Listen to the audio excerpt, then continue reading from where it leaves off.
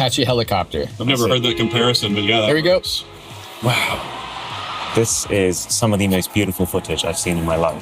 What makes this different to a drone? Safer, it can't ever fall out of the air and hit anybody. We have a larger camera, larger sensor, larger lens, so we can create a little bit better image than most drones can. Explain to me what's happening on this computer. This is our fly space. I can always glance at that and know I'm 56 feet above the turf here. Is that important because you're trying to stay out of the way of other cameras and their shots? And Exactly. Yeah. So the coordinates that we use when we first get here, we build that fly space, and I can put walls, barriers, obstacles to keep us safe from hitting stuff. So for instance, the boulder structure over there, I have a wall right here. These yellow ones are ramps, so we can go up into the sets and not run right into the pile of money. Yeah.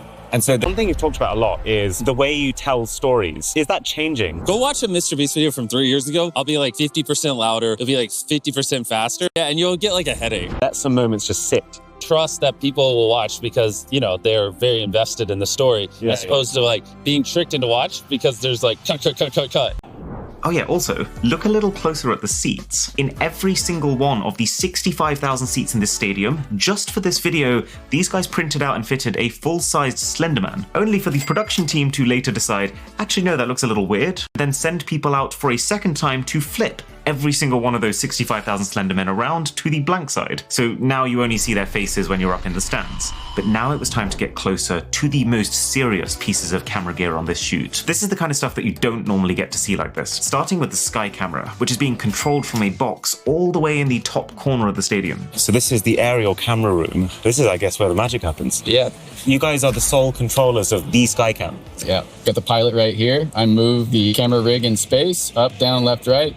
My operator Kirby over there pans, tilts, zooms, focuses, and gives us the best shot as possible. Oh, I see. I thought, well, MrBeast videos are pretty much the most consistently highly viewed videos on the internet. So given how involved Mac is, especially in the intros of them, how do these guys make sure that they perfectly capture your attention at the start? The way we look at intros, basically just like a continuation of the thumbnail. Most people don't have YouTube Premium, right? Yeah. And so they'll click on a video, then they'll watch like a minute ad or 5-second ad and skip it, whatever they do. They will literally forget what they clicked on. So what kind of things have you thought about with this video specifically, the intro? We were thinking about basically flying camera back instead of flying camera forward. I want to see Jimmy's face. I want to see the $5 million cash prize. And I also want to communicate spectacle. The other thing, I'm not limited by my range. I can go up into the stands, dive in. Do you get dangerously close for fun? Yeah. So because there's less flags in this round, he's been given permission to take off with the bigger drone. You know, because if there was like 100 across the field, you've got a pretty good chance with that of whacking someone in the face. Whoa. Oh my God. Let's go have a look at the footage.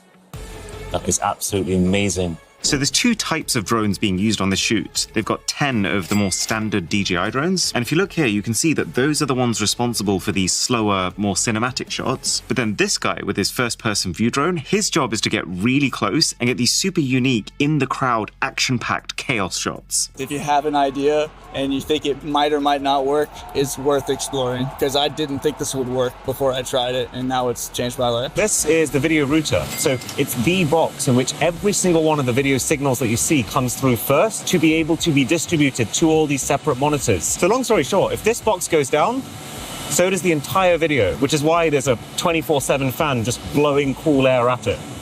So do you remember the pan-tilt zoom cameras that we talked about earlier? Well, this room is also where those are being remotely operated from. And the beauty of these cameras is they allow you to follow the action.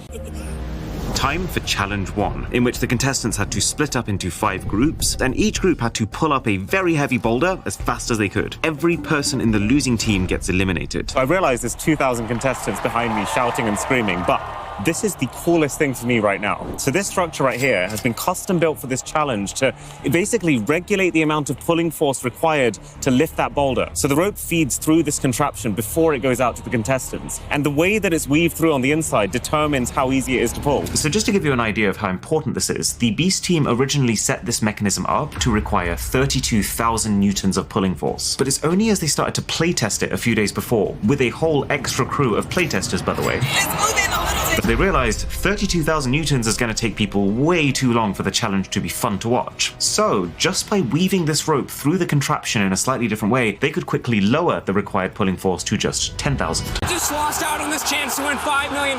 We're not leaving. Okay. I can't believe how quickly that happened.